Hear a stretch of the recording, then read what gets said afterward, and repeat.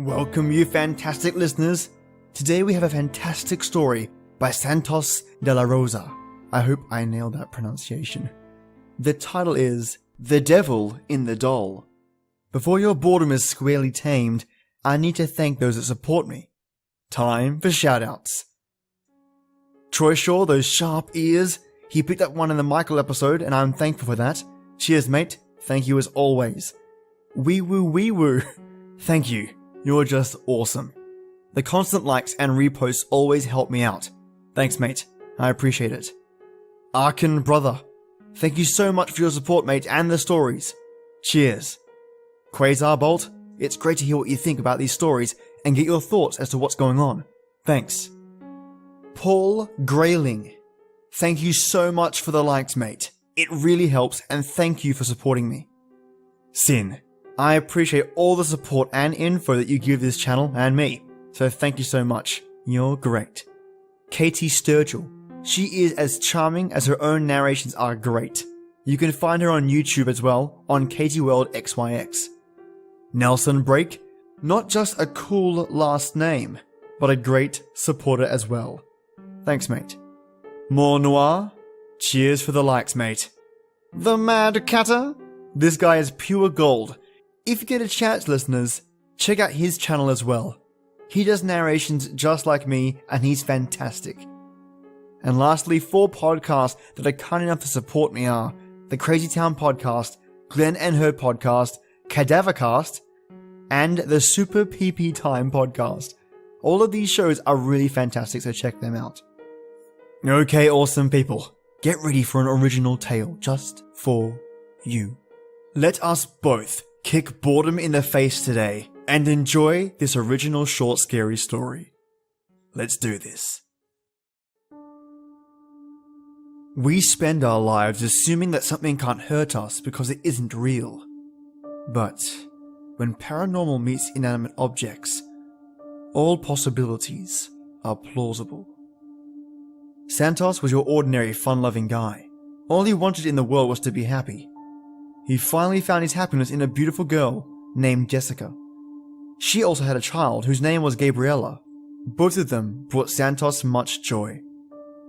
On this day in particular, their lives would change with one purchase of what seemed to be a harmless doll, and they didn't realize how wrong they were.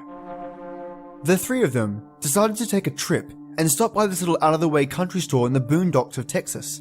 They saw this really interesting doll, and Gabby innocently fell in love with it. Although it looked pretty innocent, deep down inside, it held a very dark secret. Before the store owner got a hold of it, the previous owner had hexed the doll with a curse, of which this curse meant that the owner of the doll would be cursed forever, and the doll would be hell-bent on torturing them. Unfortunately, it would be this day that Santos and his family encountered the doll.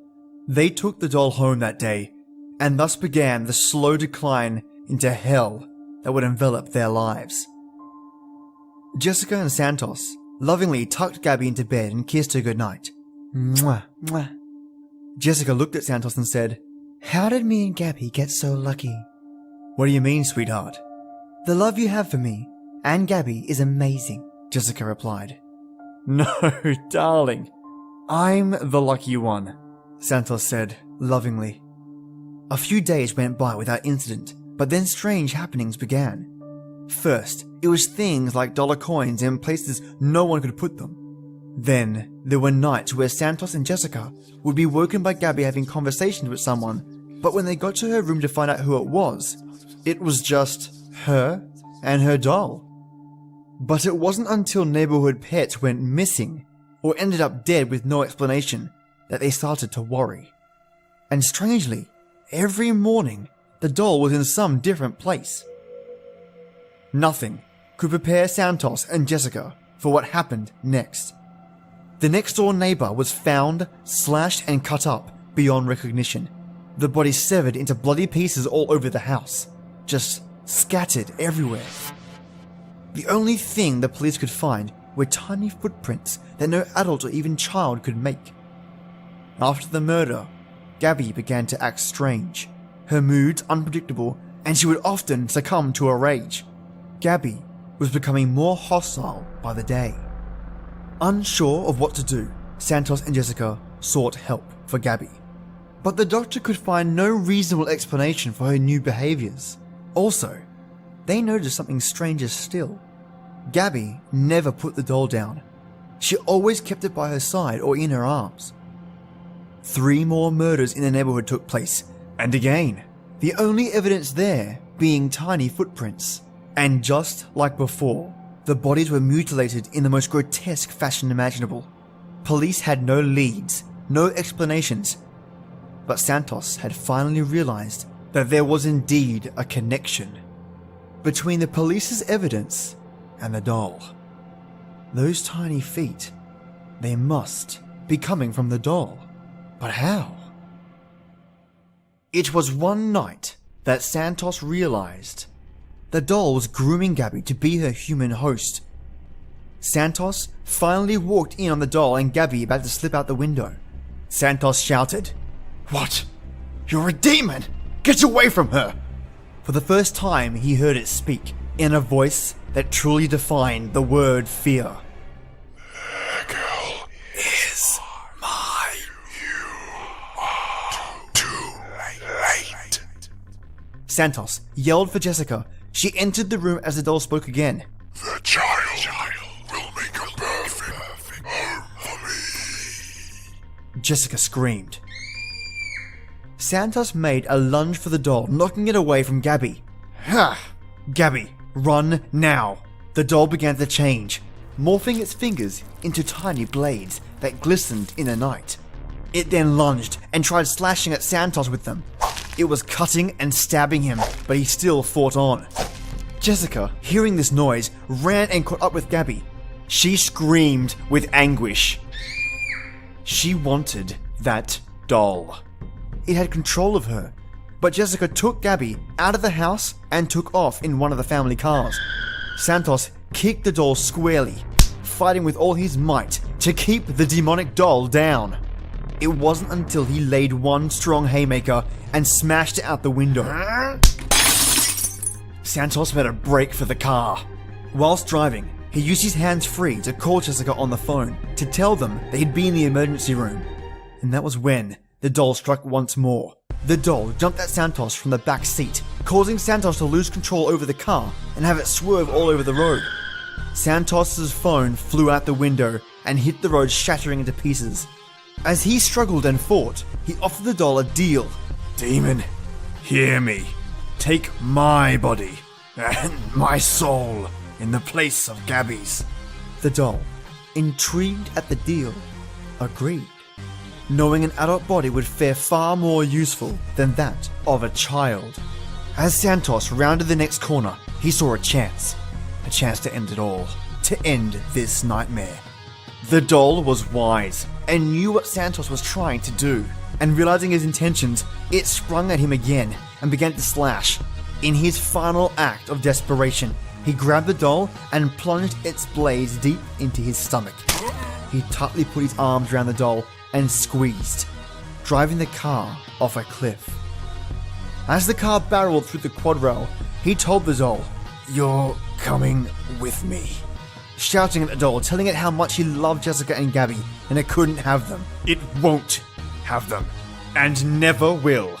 The doll screamed as they slowly plunged down the steep cliff.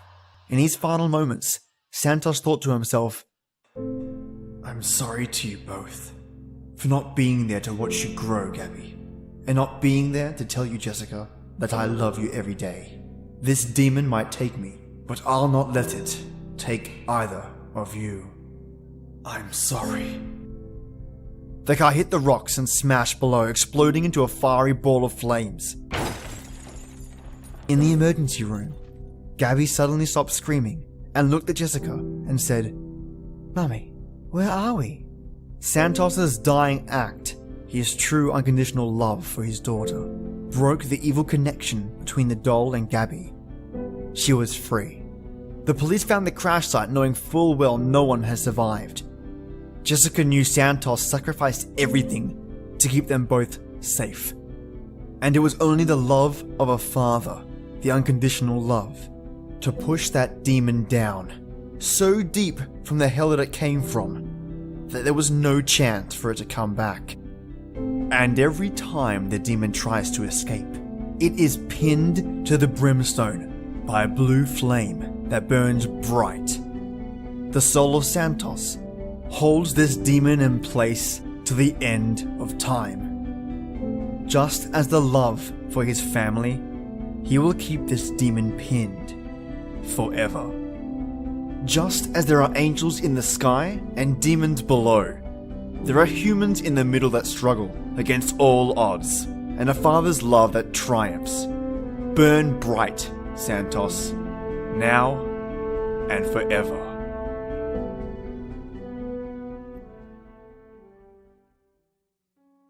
Thank you, Santos, for sending this one in. I really enjoyed it. It was a fantastic read and can really see how much passion you put into it. I hope I did this one justice, buddy. I love the use of imagery and the focus around family and love. It's often hard to pull stories off like this and truly express that bond between father, mother and daughters, or even sons for that matter, in such a short space of time. Thanks again, Santos, for sending this one in. I love originals. And by the way, listeners, you can do just the same. If you have a story you want to send in, don't hold back. Feel free to send it to my email, StoriesFablesGhostlyTales@gmail.com. Yep, that easy. Even just to say hi, I always respond and chat to my listeners and really enjoy it. Also, the best way to support this channel is let others know about it. Send me to your loved ones or people fighting off boredom. It can be a one-sided war sometimes, so let me be their reinforcements. And if you're on iTunes, if you get a chance, show me some support with a little iTunes review. It goes a long way and I'm super thankful for them. Also, I'm going to make sure I do an iTunes reviewers shout out, just to say thanks for those taking the time to leave those reviews. It means the world to me as well. And a special thank you to you listeners for simply listening. Any support I get thrown my way helps not only this channel grow, but also authors from all around the world gather more presence and get more well known. So thanks a lot. And on that note, listeners, it's that time. This is the place where stories live, and you tale-tellers come to listen. Enjoy your day or night, and join me every weekday for our creepy tradition. And as always, till next time.